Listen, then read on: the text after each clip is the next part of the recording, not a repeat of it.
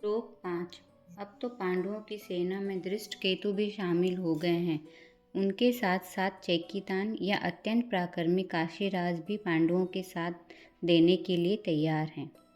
इतना ही नहीं, पांडवों ने तो मनुष्यों में सबसे सर्वश्रेष्ठ पुरुजीत या कुंती भोज दोनों भाइयों को भी अपनी सेना में शामिल कर लिया है।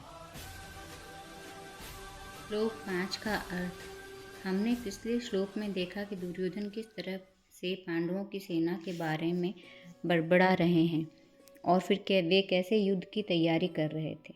जब उसने देखा कि इन सब बातों से गुरु द्रोणाचार्य पर कोई असर नहीं पड़ रहा है, तो उसने अपनी बात को संयमित करना शुरू कर दिया और पांडव सेना के सदस्यों के नामों को एक साथ और उचित तरीके से रखकर गुरु द्रोणाचार्य में बदले की भावना को भड़काया।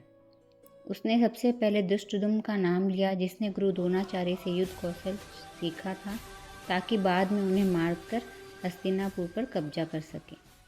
हालांकि वह ऐसा नहीं कर सका, लेकिन उसके नाम से गुरु द्रोणाचार्य में अविश्वास और गलतफहमी की भावना को जगा दिया। फिर दुर्योधन ने युयुधुन का नाम लिया, जो अर्जुन का विलक्षण पुत्र था, और इस तरह अर्जुन और युयुधुन दोनों के लिए एक साथ घृणा की भावना को भड़का दिया।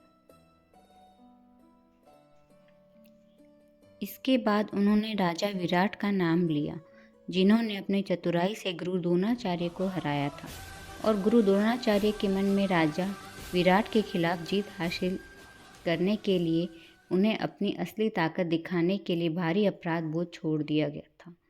फिर दुर्योधन ने राजा द्रुपद का नाम लिया, जिन्होंने अपने सबसे पुराने मित्र गुरु द्रोणाचार्य को धोखा दिया था जब वे अपने राज्य के राजा बन गए थे, और गुरु द्रोणाचार्य अभी भी ज्ञान की खोज में एक संत थे।